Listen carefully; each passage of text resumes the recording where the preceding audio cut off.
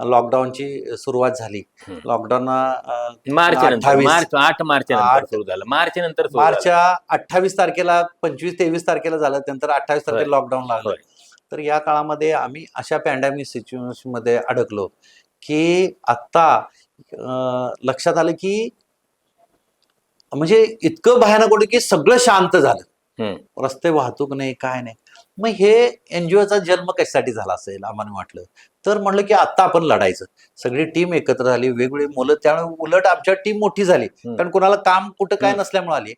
तर आम्ही ठरवलं की काय करायचं. तर आम्ही सुरुवातीला आम्हाला ते चालत लोक आली आणि एक आपल्याकडे अँब्युलन्स होती. आपला एक बेळगावला या ठिकाणी एक पेशंट पाठवायला गेला होता कार्यकर्ता, आणि येताना तो कोगनळी नाक्याच्या पुढे आल्यानंतर एका पेट्रोल पंपवर तो बसला असताना पेट्रोल भरत बसला आणि लोक चालत येणारी दिसलीत. लोक झुंडच्या झुंड दिसली. त्यातले मला प्रदीप ऐनापुरे, त्याचं नाव घ्यायलाच लागेल. प्रदीप म्हणला, सर काय तर करायला पाहिजे सर, लोक चालत आल्यात. तो राजस्थाननं आलाय, कुठनं आलाय, आणि तो कोगनळीत भेटलाय मला, आणि अशी झुंडच्या झुंड चालली. आणि सर मला वाईट काय वाटलं की त्यांच्या पायात चप्पल नाही. मी त्यानं स्वतःचा बूट काढून त्यांना दिला. काय करा पाहिजे रे सांग म्हटलं आहे ना. काय नाही, ही लोक उपाशी आहेत, त्यांना काहीतरी. ठीक आहे म्हटलं, काहीतरी करूया ये.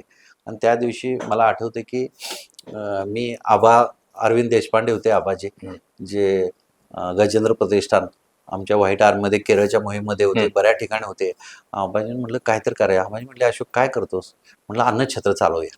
आबाजीने मला म्हणले ठीक आहे, सुरू करतो, मी मदत करतो. आणि त्यांचा एक पाठिंबा मला मिळाला. मला वाटते 25 किलो शिजवलं असेल. 25 किलोचा जे त्या दिवशी जेवण टाकलं ते जवळजवळ 6 महिने जेवण शिजलं सर. 5.5 लाख लोक जेवलीत. आणि प्रत्येकाच्या जागेवर जायचं. कोगनोळ नाका असू दे, इथं MIDC असू दे, इकडचा भाग आपला टोपचा भाग असू दे, आणि कोल्हापूरमध्ये मला वाटते कलशेट्टी साहेब होते, अमल मित्तल होते, हे अन्नछत्राला भेट दिली. त्यांनी बघितले की कोल्हापूरमध्ये मजूर संख्या वेगळ्या, बांधकाम कामगार वेगवेगळ्या ठिकाणी. मग त्यांनी आम्हाला वेगवेगळ्या ठिकाणी त्यांची कमिटी नेमली. कमिटीमध्ये सांगली इथं एवढी लोक आहेत, ह्या ठिकाणी जेवण पुरवलं. अशा पद्धतीनं हा काम झाले. जवळपास 5.5 लाख जेवली.